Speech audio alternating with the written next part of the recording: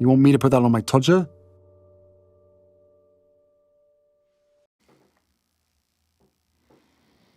The unimpressed date. A sign of the level of desperation now for Harry's wife, as an article appears in the Daily Mirror, written by Jennifer Newton. The headline is, Harry's wife's unimpressed 4-word reply to Prince Harry's first date request. Yes, you can sniff the desperation, because this is having to go back in time to their first date years ago. Things are going so badly for Harry's wife that, notwithstanding surprise telephone calls and being pat walking as zebra crossing by grift, it's not working. And in a frantic attempt to keep herself relevant, we keep getting the puff pieces pushed in hello, and also, of course, people.com, etc. But here, there's an attempt to bring up something from years ago, again, driven for the needs of the prime aims. Prince Harry and Harry's wife's first ever date was certainly one to remember. It got off to a rocky start, as heavy traffic made him late. But from the moment they ordered their drinks and got chatting, they both knew it was something special. Now, people would, of course, be interested in how they met, but as we know, the circumstances of this first date and the lead up to it keep changing. There have been various revisions of history. And of course, it's necessary for Harry's wife, as she did through having her sticky fingerprints all over Spare, to cause Harry to describe her as heart attack beautiful and how special it all was, because she has to rewrite the circumstances to make it seem like they met in a film setting.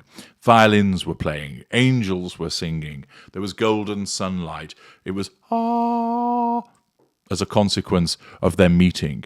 Time stood still, she moved in slow-mo, suddenly a breeze from nowhere came and had her beautiful hair flying behind her head as she strode towards him, laser eyes fixed upon him. Believe me, that's how she pictures it when she remembers it all, because her narcissism causes this revision of history, placing her at the centre of everything. They'd previously been messaging on Instagram, but had to act quickly if they wanted to meet up. Harry's wife, who was an actress on Suits at the time, was in the UK to watch the tennis at Wimbledon, and were soon heading back home to the United States. Once they'd picked a date, it came to working out where they were going to meet. Aware of the security pressures around him and the frenzy that would follow if they were spotted out together, Harry suggested that Harry's wife could come over to his Kensington Palace home. But his invitation didn't go down well, and he got a blunt 4-word reply from his future bride. In his memoir, Spare, Harry reveals that Harry's wife questioned if he was expecting her to go to his house on a first date, before messaging, "I don't think so." His suggestion, of course, was a threat to control, and she turned it down with the "I don't think so."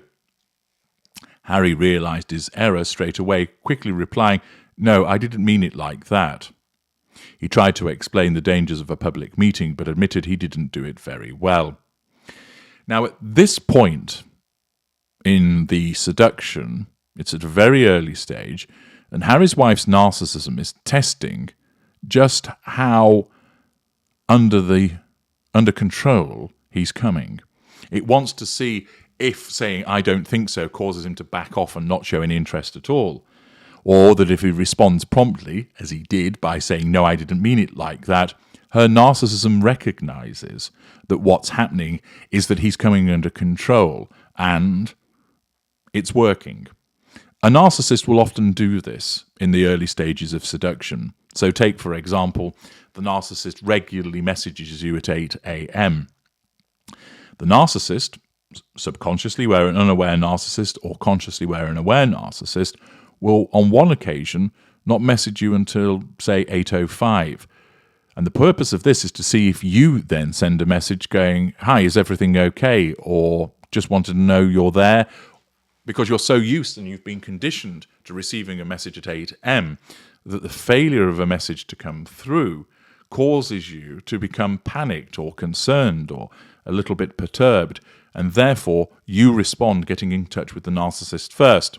This then signals to the narcissist that you're coming nicely under control, along with providing control in that instant and providing fuel. Harry's wife's narcissism led her to do this in a similar vein, to test the extent to which old Prince of Pink Pancakes was coming under control. But we also have the here and now, this further attempt by Harry's wife to dredge up the past to make them seem relevant, that she's running out of things to do. But rather than just stay silent, which she can't do, she has to ensure that these type of pieces continue to be put forward for the purposes of trying to draw a response and reaction. She's basically going through the old back catalogue and regurgitating material that we already knew about. But you're now able to understand why she's doing this. She can't sit silent. She just doesn't have that ability. She has to keep trying to cause people to be brought under her control and to draw fuel from them. The article continues by explaining they managed to arrange a secretive meet-up at Soho House, a members' bar Harry's wife knew well, which is known for its privacy. And the couple also shared details of their first date in their Netflix show, Harry and Harry's Wife, which turned out to be quite short. But it went so well that Harry's wife called her future husband later that night to explain the swift exit was just because she had other plans, and not because she didn't enjoy it. Again, that would be testing him to see how he reacted to her departure.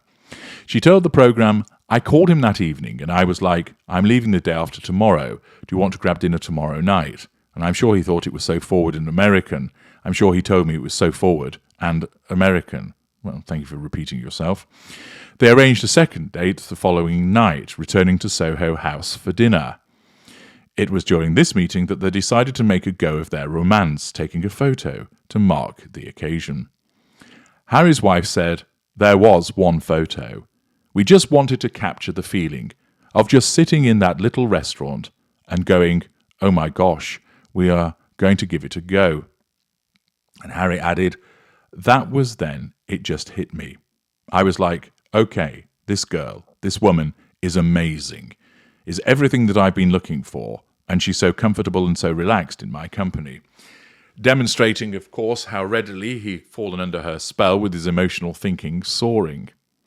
We don't need to know about this information. It happened years ago. But as always, Harry's wife needs to bring up these matters again, simply bringing up the past. And a narcissist can bring up the past both in a good way and a bad way in order to control people. Often it's done to remind you of some transgression that you'd engaged in, because nothing is ever buried dead. It can always be resurrected. But in this instance, she's bringing up something that she regards as pleasant, their first date, even if it does include a rebuffing of Harry. But it's all done in the now for the purposes of asserting control and drawing fuel like anything else that Harry's wife does. And so you understand that rather than be scratching your head as to why on earth are we be showing this again. I'm H.G. Tudor. Thank you for listening.